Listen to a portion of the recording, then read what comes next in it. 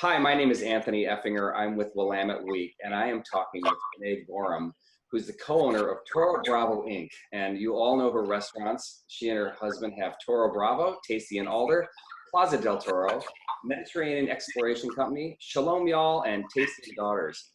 How are you today? I'm alive, doing okay. So, as a restaurateur, how severe is your quarantine?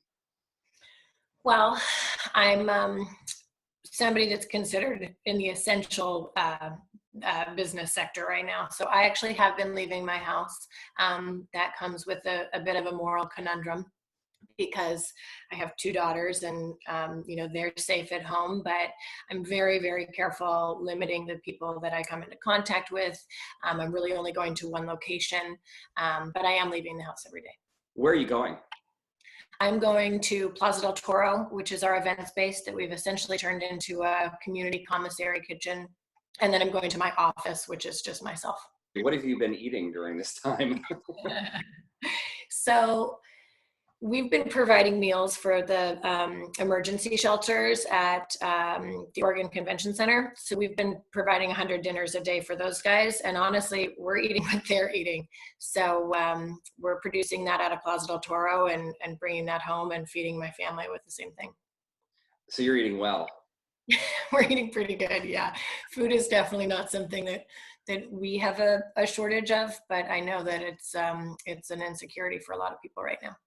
How are you handling your enterprise? What are you doing vis-a-vis your workers?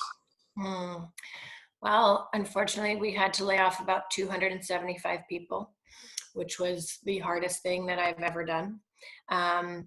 A lot of them are still currently laid off. We have kept about 20 people on payroll, and we're doing takeout out of Mediterranean Exploration Company, Tasty and Alder, and we're launching Shalom Y'all on the east side for takeout today. And how's that going? It's going well. It's certainly not what we do, but it's something we had to shift to. I really feel a deep obligation to feed everybody in our community. We've had to really examine every single step of service from, receiving orders, receiving food product, processing, everything is sanitized. We're following CDC, FDA, and Oregon Health Authority guidelines for food service and production. We're doing online ordering and caviar delivery. So we've mitigated every possible touch point, and anything that does include a touch point is being sanitized, wearing gloves, wearing masks, all of that. So it's enough business to keep our brand present and keep our community fed, but it's certainly not enough money to pay the rent. We can just barely make payroll right now. How is access to state and federal assistance? I currently have an application in. It's still pending. It hasn't even been received yet with the SBA. I'm waiting for the payroll protection loan information. Supposedly that's coming out on Friday, tomorrow. Essentially, over the last 2 weeks, I have become an expert learning everything I can about that loan process and just trying to get all the information I can. We did make our final payroll. Our next one's about to go through. We will probably survive for maybe another month unless we get some funding. So it's a really, really scary time. When you say survive, you mean like you might have to close things forever? Well, I mean, that's the conversation we'll have to have. If I don't get funding from those two loan options, then I would have to look for private loan options. To have a $500,000 payroll every 2 weeks with the staff that I'd like to bring back on, I'm going to have to really look at what relaunching is going to look like and start our machines back up, bring back the people that we can. And then we'll see what happens with the economy, which is clearly failing right now.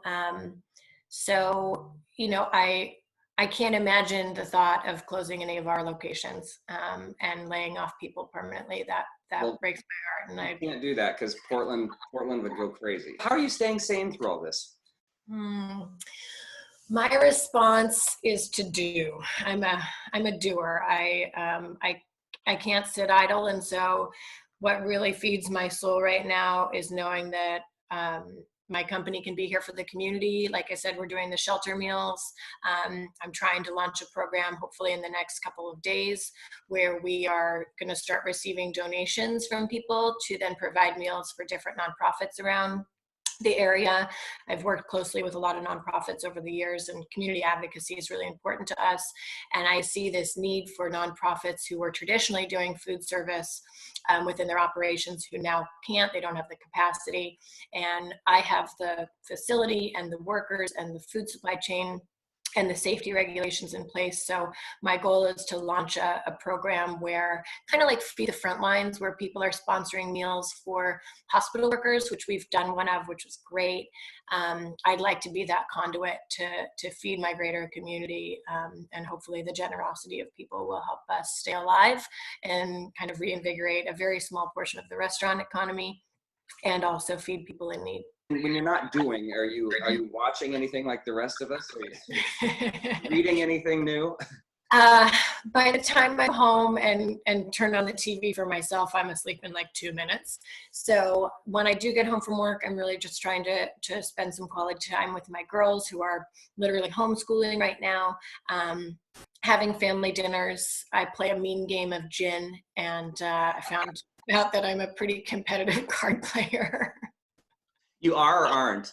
Oh, I am. Yeah, my family doesn't really want to play with me anymore. What have you learned about yourself through the quarantine?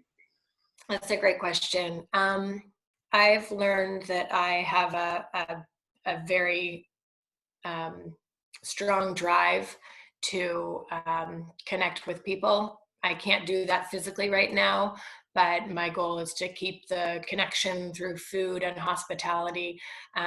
People often ask me what I do, and I just say that I'm a host, and I've learned that I want to host all of Portland. So final thing, what is the first thing you're going to do when we can go out and be normal again?